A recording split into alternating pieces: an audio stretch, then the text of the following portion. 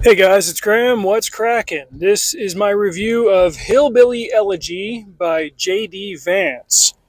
Why does that name sound familiar? Why is it relevant? Well, a few hours ago, he was announced as the vice presidential pick for Donald Trump's, third run at the presidency now. And a lot of people probably have not heard of this guy. I first heard of him 5 or 6 years ago when this book was picked for the Andrew Luck Book Club. Andrew Luck was the quarterback for the Indianapolis Colts at the time, but he's also notoriously a big reader. And he had that book club going for a couple of years. I didn't read it when it was a selection for the club, but my brother read it. He recommended it. I eventually got around to it, and I loved it. I read it in January of 2020, so about 4.5 years ago. And this was one that really changed my outlook, my perspective on a lot of things.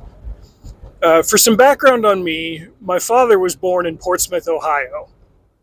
That's relevant because J.D. Vance is from Ohio and Kentucky. And this story is about, it's a memoir of his, about his upbringing and how his mom was a drug addict and how he grew up in just a poverty stricken place in coal country. He was raised by his grandparents, but his living situation was tricky. Like, whenever his mom got off of the sauce for a while, like, he had to legally go live with her, but he wanted to stay with his grandma, but she was poor and couldn't completely provide for him. And it was just a really, really rough situation. He talks about the culture generally out there in Appalachia and in the Rust Belt. And as he went on in detail about this, it reminded me of stories that I'd heard from my dad and my aunt and my mama about living out that way. My mama was from Ohio, my papa was from Kentucky and West Virginia, and while they never sat down and explained that whole side of the culture to me, I did hear stories about their lives growing up. And when I got into my teens, my mama told me stories about her first marriage and uh, growing up as a little girl in Ohio, and how her dad had hunting dogs, and how her father was an alcoholic, and how her mom had to hit him in the head with a hammer one time to straighten him out. Like, it was just really, really intense. But as JD Vance was talking about his childhood, I was like, crap, this sounds a lot like what Mama lived through and things that I've heard Dad and my aunt tell us. It helped me to understand the culture that made part of my family. JD Vance lived through all of that, obviously. He went and joined the Marine Corps after high school. I can't remember how long he was in there. It wouldn't have been terribly long. And then he went to Ohio State, the Ohio State University, and later went and did grad school at Yale, which he talked about how that was a complete anomaly for people with his background from where he was from to go to an Ivy League school.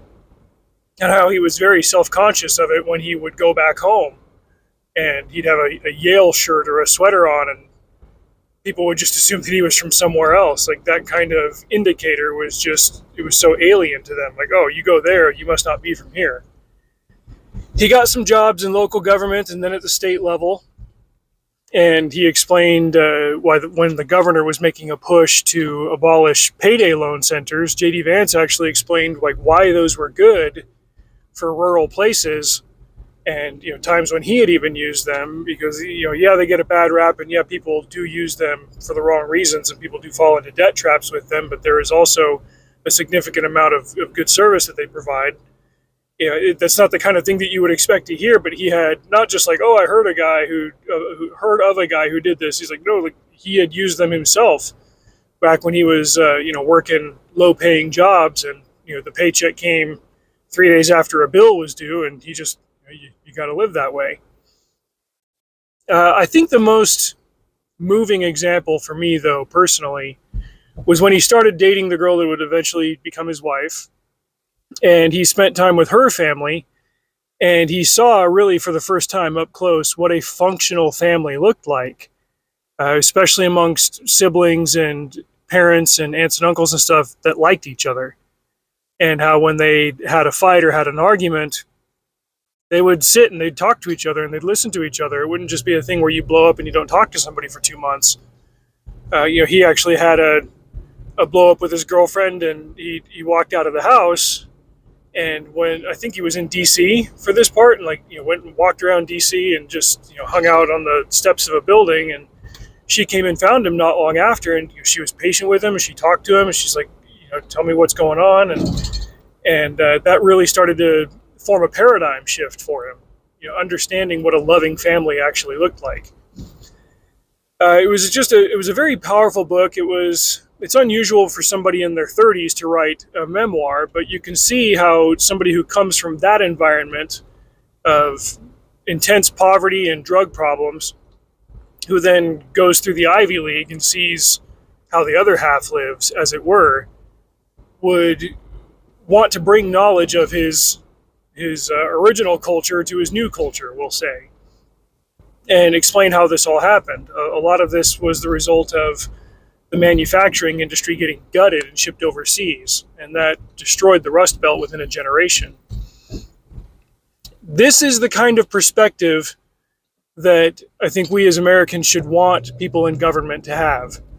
If we talk about out-of-touch elites and stuff, provided somebody like him could get into government and, fingers crossed, remember where he came from, this is the kind of perspective that we need. I'm not going to sing this guy's praises and say that he's perfect or anything. As is always the case when somebody gets appointed to a ticket like this, people start combing through his old posts, old tweets, look at legislation that he's championed before, what are his positions that he's had. You're going to find something that you don't like. I've found things about his positions and stuff that I don't like. I found positions that he's changed on, which, to be perfectly honest, I'm fine with. Politicians have a right to change their mind as long as they don't change back and forth. That's a different issue. If you gain information about something and change your perspective accordingly, that's good. It's a good thing for all of us.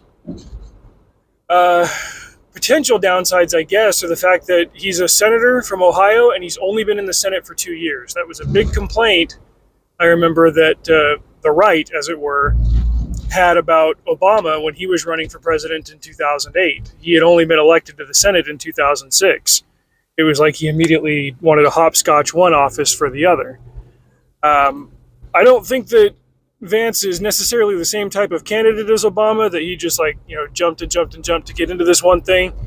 I don't know what his personal ambitions were for getting into office. I just remember that when 2022 came around and I was looking at some of the different races across the nation, I was like, oh wait, J.D. Vance, Ohio, I know that name. And I looked it up. I was like, oh yeah, he wrote that book that I liked. Hillbilly Elegy was one of my best reads of 2020. And that was at a time when I was doing hazmat hauling, for most of that year. We're talking I say now I work 50 to 55 hours a week. That's bouncing in and out of a truck, talking to customers, working on docks and stuff. Hazmat hauling was 50 hours a week of windshield time. I was blowing through a book a day. Back when I had my old podcast, I'd do an episode and it would be 5 books in a week. It was nuts.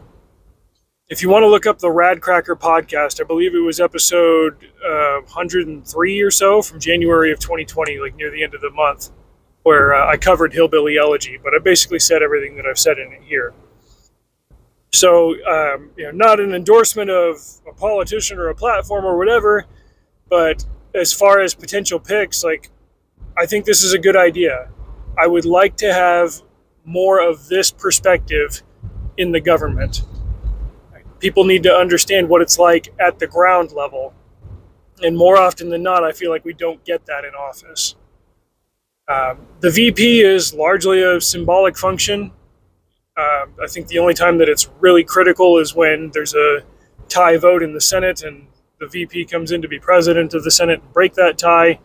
Other than that, he's just kind of waiting in the wings. The main focus is still on the executive, on POTUS. Historically, the VP then goes on to run for the party's nomination around the next cycle. We saw that Biden did that in 2020. Hillary Clinton was never VP, but she did have the Secretary of State position. She was a senator in New York before that.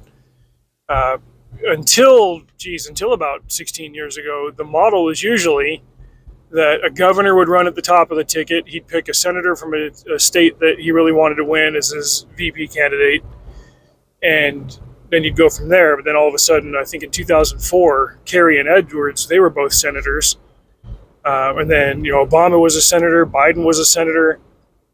This focus came around to the Senate, which I have a whole separate set of issues with. But hey, picking a senator for your VP, it's a classic move. It's a throwback move. And as a final note, I actually thought JD Vance was like 5 years older than me. No, like I'm 2 weeks older than this dude. Like he'll turn 40 after I do. So we skipped Gen X and went straight to putting a millennial on the ticket. May we live in interesting times. It's just one of those things that puts it all into perspective for you, I guess. But for the most part, I find the pick compelling, and it just reminds me of the really great time that I had reading this book and wishing that more people at the top knew what it was like at the bottom. And hey, we've got, albeit a slim chance, of having somebody in the executive branch that actually has that perspective. Anyway, those are my 2 cents. I am driving to work, and there are a bunch of people with shirts off walking bicycles around in the dark. What the hell is going on? Interesting times. We live in interesting places. All right, drive safe. See you out there.